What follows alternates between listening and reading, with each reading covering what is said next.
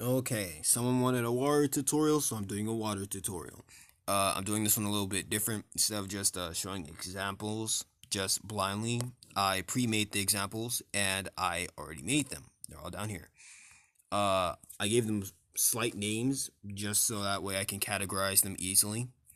But basically, just doing a water tutorial, and for water, it's kind of the same idea of fire, which is, you make the general shape and then over time it breaks down. But for fire, you'll end up with shapes that are spiky. You know, if you do it the way I do it, at least, you'll end up with shapes that are spiky and usually orange or red or potentially yellow. I don't have yellow here, but you get the point. For water, you want it to be the exact opposite. So let's say you're trying to make this shape, you would instead use something a little more complicated, but you'll want to keep the general shape and make the edges somewhat round. Keep everything very smooth and pretty together. Because water never is. I don't really see water really spiky, and it's been unless it's been shaped or frozen. But you basically want it like this. This is how water would generally look. You know. So this is how fire will look. This is how water would look. Uh, Now I have a couple of examples of these because there are different states that I would categorize water attacks being in, and as you can see, we have a constant state, we have a still state, a RC state. This is means a recycling state, and a semi-constant state. Now, let's start with the constant state. For the constant state, basically, it just doesn't end. It'll literally just keep going. It won't stop. You know, it'll just keep repeating, but it won't end. There isn't really a cycle to it. You know, for a still state, you will have a single frame. There's nothing to it. Even if you add stuff, there's nothing to it. For a RC state, you will have an end goal and a beginning goal. This is the beginning. I'm gonna make it bigger just so it's easier to see. And that's it. It'll have a single cycle, but it'll have an end goal and a start goal. After that, it'll just keep repeating itself, which is why I call it a recycle or RC.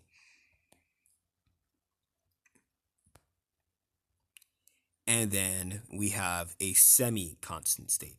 Semi-constant states are basically a combination of RCs and constant states. Now, what I mean by that is, you know, it has a start goal and a end goal, but it's constant. Oh my god! I mean, this one really big. It has a start goal and an end goal, but it lasts a lot longer than regular constants. Now, these are just my opinion, but this is how I would generalize water attacks. Now, these are, if anything, these four things right here are kind of like special moves. This is a shield, like literally, it's just an ice shield. This is a water drill. This is a water spin or a water tornado, and then this is just a ice attack of some sort. I didn't even give it a name. I just called it water spikes. That's literally it. And that's how I would at least categorize water. Now, if you want to see these in action, I will make an animation right now. Okay, and we're back. So, like I said before, I'm going to use all the animation pieces that I showed you before, and here they are. I just made this, like, it's been like a second for you guys, but it's been like at least a good 30 minutes for me making them, because mainly because you have to fit all of the animations perfectly into a frame, into uh their their scenes, but you can't just put them by themselves. You need them to have additional parts, like a person making the action happen and things that lead up to the action. Now, what I mean by that is, let's see, let's go to a specific frame. This one.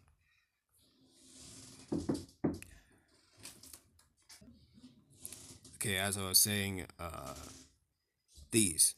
This is not part of this animation piece at all. This is just leading parts. As you can see, there are some pieces that just need to lead up to the actual action before it can happen. And then the action will happen. So this is for all of them. This is the drill piece, but it still has extra pieces to it to make sure that it looks correct and looks right. You can't just add a single animation segment and just expect it to work, or a movie clip and expect it to work by itself. Usually, even for this one, this is not part. This is not part of the movie clip at all. It's just the leading animation piece that goes into the movie clip. Then the movie clip happens. For the shield, well, it's a shield. There's not really much you need for it. I didn't even add anything really at all to make it come into frame or anything. And that brings me on to my next segment. That's where semi-constant stills, RCs, and constants have different uses. And I'm pretty sure most of you have noticed I haven't used the constant animation for a reason. The reason I did that was because I needed to basically have a specific part in what you can fit into. You can't just add it to something and expect it to work, like I said before. And honestly, I had no idea how to use it at all. But as you can see from the other ones, they're pretty easy to use. They're very simple as long as you know how to use them. Or in my case, I made them, so like right now, so I should know how to use them. But their general uses is obviously a drill, one being a form of projectile. If I can find the stinking frame. One being a projectile, and the other one being a defensive barrier. And honestly, that's just how it is. So if you're going to use a semi-constant, you're going to need something that leads up to it, and then you're going to need it to actually fulfill its purpose. If you're going to use a still, you're going to have to figure out how to make a still image work properly in a moving animation, which should be easy. You don't really need to be very complicated about it. For RCs, which is the recycle animations, like the spikes, you can honestly just use them pretty commonly and easily. They're very simple to use because they have a start and end goal, so you know what you want, and that's how I feel it. For constants, though, constants are very, very, very hard, honestly, because you have to. They're more specific with their uses, honestly. I mean, unless it's an attack, I have no idea how to make a water tornado into an animation that's like, just supposed to be showing examples. And that is not a water tornado that hits things. It's just a water spin, for an example of constants. Also, there is one more animation I made. It's this baby right here. Just get rid of this.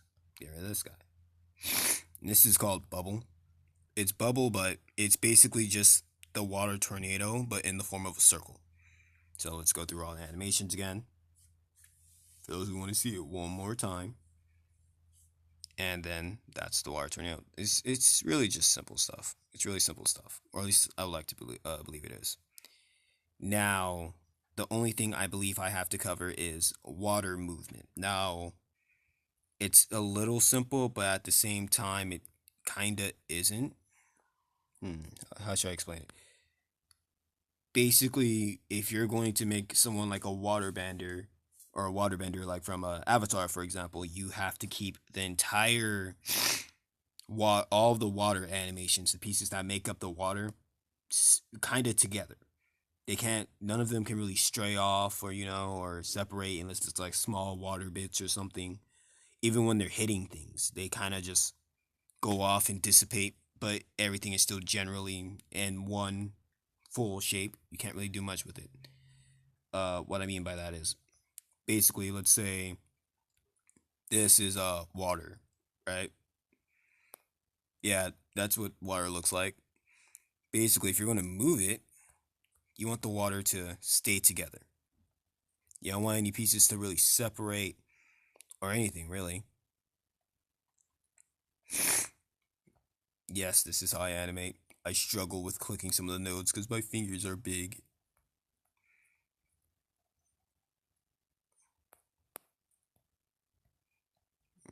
I think this is a pretty good example of what I mean.